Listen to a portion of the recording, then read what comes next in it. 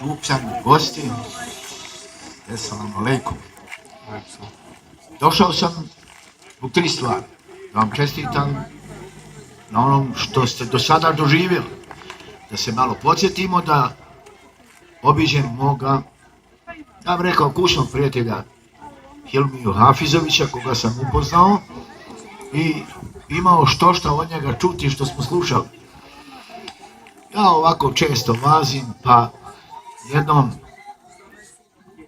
ne znam gdje sam govorio, a vozač iz Unsko-Sanskog kantona, takozvani Bobi, narodni general, Prošić, tu je, bio je dole ispod i čujem ja, valjda ga ovaj pita dokle je general došao, kaže do prve autonomije.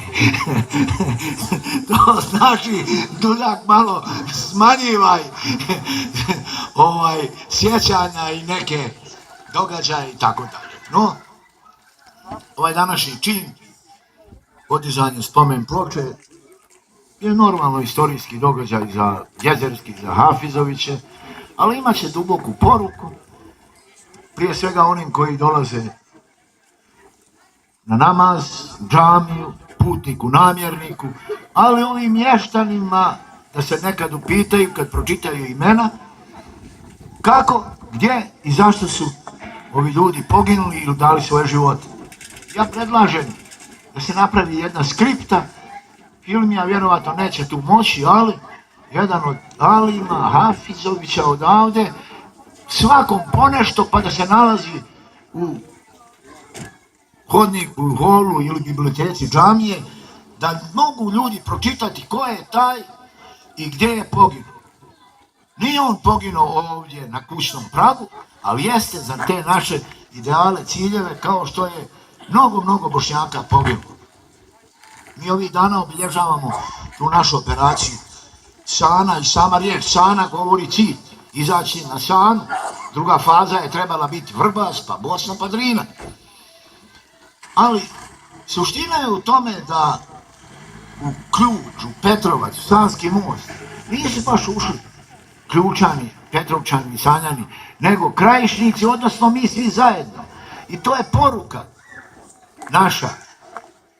Ne budemo li zajedno, onda idu diobe, dijeljenje i nestanak. Mi nemamo privilegiju da budemo podržavani i održavani kao neki drugi.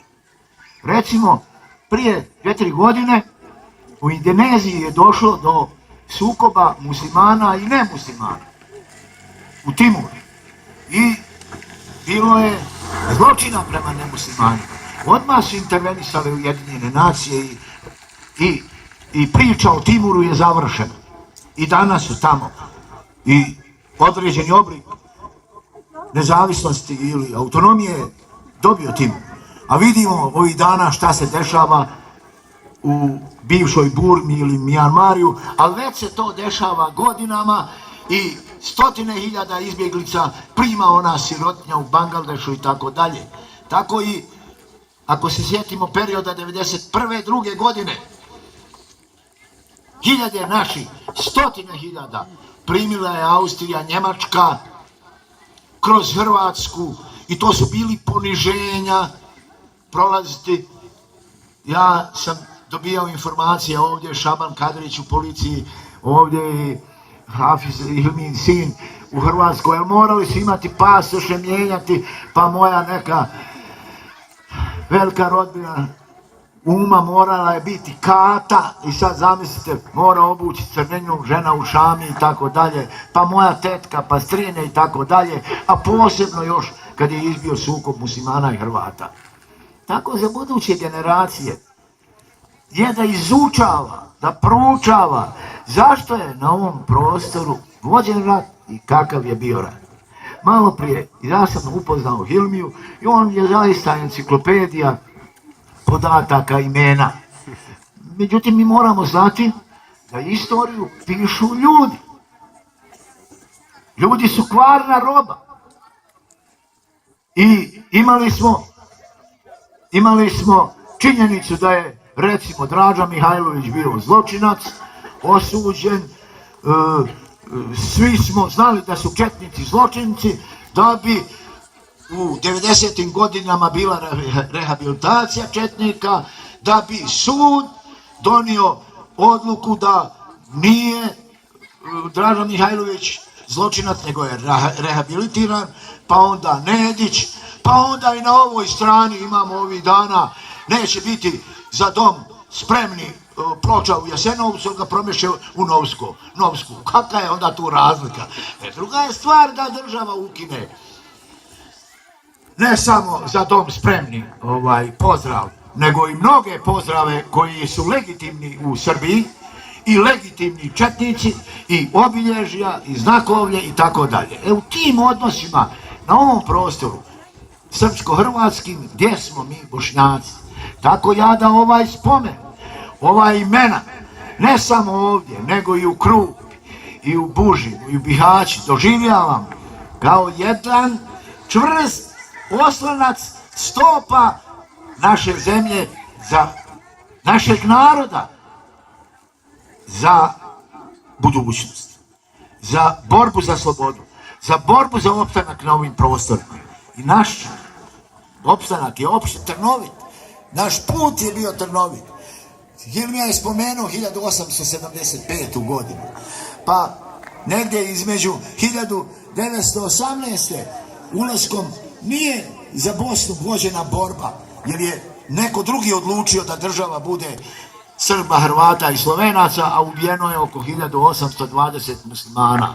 Pa u nekom selu Šahovići 310 muslimana između dva rata i nema sankcija prema onim koji su.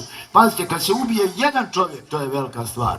Pa zamislite 10, pa 300, ili u Srebrenici, ili ovih dana na Koričanskim stijenama, ja sam nešto računam, pobijeno je 1182. To nije uradio jedan, to nije uradilo 10, nego je to morala biti velika jedinica. A onda zakopavanje tih ostataka, a onda prekopavanje, i to je cijela mašinerija ljudi i ne mogu otkriti ko je taj zločin počinio, ko je uradio, ko je naredio, nego je uvijek u magli. Srušeno je 612, možda i više, ne samo džamija, koliko je medžlisa. Sad zamislite vi, samo po 10 kila eksploziva koliko je to. A koliko je angažovano ljudi. I to je činjenica da je prema nama bio namijenjen nestanak. To je Karadžić otvoreno rekao. Vi nemate vojsku, vi nemate oružanu silu, bude li počeo rat, nestaćete. To znači, radit ćete kako mi kažemo. Tako da ja pozivam prije svega mlađe generacije. Mi imamo najviše sada suda, profesora, magistara, nikad nije Bosna imala u prošlosti toliko, a nekako imamo i ovi unutrašnjih poteškoća. Sinoć u Ključu sam od načelnika općine čuo jednu ovako lijepu rečenicu, kaže: vijest modelira svijest. Mediji, vi uzmite današnje novine, nekako smo previše sukobljeni. A svako poziva na to muže jedinstva. Iz mene ovdje često, sada ovih trenutaka, ovako kad pozdravljaju i najavljuju hadžija, ja sam sad zaista bio na hadžu, preko 2 miliona ljudi je bilo ti par dana, niko se nije ni potukao, nisam vidio, ako nekog gurne, svi, neću reći da su lijepo živjeli, ali u miru živjeli. I taj je prošao hadž toliko miliona ljudi.